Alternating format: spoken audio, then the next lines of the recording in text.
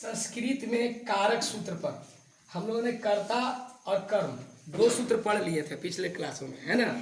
अब हम लोग कंटिन्यूअस इस वीडियो में रहेंगे क्लास में। अब संस्कृत के साथ और ग्रामर के साथ कंटिन्यू सब लगा रहो, तभी पढ़ाई होगा। और हमेशा बार बार वीडियो देखो तभी याद होगा, नहीं तो ऐसे याद बात नहीं होगा। तो तीसरा हम करण कारक में आ गए हैं। करण कारक समझते हो, जिसमें से चिन्ह होता है, मतलब कि वह कलम से लिखता है, राम गाड़ी से घर जाता है, ऐसा होता है ना। तो ये सब डंडे से पीटता है, से शब्द जुड़ा हुआ से शब्द है ना, उसमें हम करण कारक समझते हैं। तो उसी से संबंधित सूत्र आप समझेंगे कि पहला है करणे तृतीया। करण कारक में तृतीया विभक्ति का प्रयोग होता है। जैसे राम मोहन को डंडे से पीटता है, रामः मोहनम दंडेन ताड़यति। दंडेन कहाँ से आया पता है? ये तृतीया का एक वचन है ना। बालकेन पता है ना, बालकः बालको बालकाः, है ना। और फिर क्या है, बालकम बालको बालकान, तब बालकेन बालकाभ्याम बालकय, है ना, ऐसे होता है। तो एक वचन में रहेगा तो बालकेन होगा, बालकाभ्याम दो हो गया, बालकय हो गया तीसरा, बहुवचन है ना, तब इस्तेमाल होता है। तो उसी पर बात हम कर रहे हैं। फिर दूसरा सूत्र है अनुक्ते कर्तरी तृतीया। कर्मवाच और भाववाच्य में कर्ता में तृतीया विभक्ति होता है। कर्मवाच का मतलब क्या होता है? कर्मवाच का मतलब क्या? अंग्रेजी में जिसको पैसिव वॉइस बोलते हैं, जिसमें कर्म प्रधान होता है। जैसे आगे हम बोलते हैं कि राम आम खाता है, लेकिन दूसरा बार बोलते हैं कि आम राम के द्वारा खाया जाता है। तो वहाँ पर आम राम के द्वारा जब कह रहे हैं तो वहाँ पर ये कर्म कारक हो गया। आम जो लग रहा है कि प्रधान है, और किसके द्वारा खाया जा रहा है? राम के द्वारा। तो वो चीज़ों में तो यहाँ पर देखो कि राम के द्वारा रावण मारा गया, तो रामेन किसके द्वारा मारा गया है? तो राम के द्वारा। तो रामेन रावणः हतः, इस तरह से इसमें तृतीया विभक्ति लग जाएगा।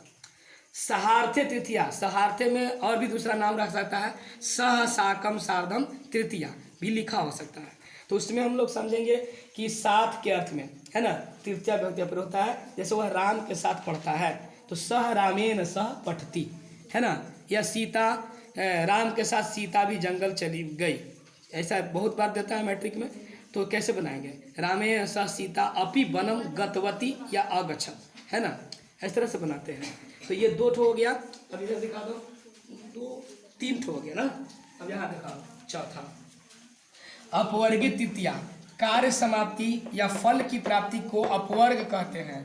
इसमें तृतीया विभक्ति का प्रयोग होता है। जैसे वह एक माह में पुस्तक पढ़ लिया, सह मासेन, बतियाने में यहाँ सह मासेन पुस्तकम अपठन, वह एक माह में पुस्तक पढ़ लिया। यहाँ पर ठीक उसी के तरह होता है जो था ना, कि मतलब कि क्रोसेन कुटला नदी, है ना, वह एक महीना में व्याकरण पढ़ लिया। उसी तरह से तृतीया विभक्ति भी होता है और द्वितीय विभक्ति का भी प्रयोग उसमें होता है। नहीं था कि काला धौनो रत संजोगे द्वितीया, कालवाची और मार्गवाची में द्वितीय विभक्ति का प्रयोग होता है। ठीक उसी तरह से अपवर्गे में भी होता है, अपवर्ग में भी। पांचवा है एनांग विकार तृतीया। अंग के विकार में तृतीया विभक्ति का प्रयोग होता है। जैसे वह पैर से लंगड़ा है, तो यहाँ पर सह पादेन खंजह अस्ति। अगर वह कान से बहरा है तो सह कर्णेन बधिरः अस्ति, ऐसे बनाएंगे।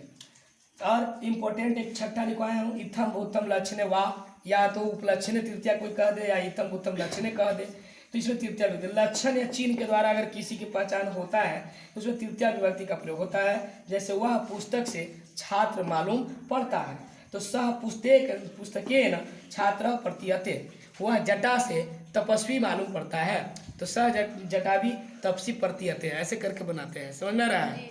तो ये महत्वपूर्ण 6 ठो हमने बता दिया। अगला वीडियो में फिर हम क्या होंगे, संप्रदान कारक चतुर्थी विभक्ति के बारे में और उससे संबंधित सूत्र के बारे में जानेंगे। आज मतलब तृतीया तक लिखना है आपको।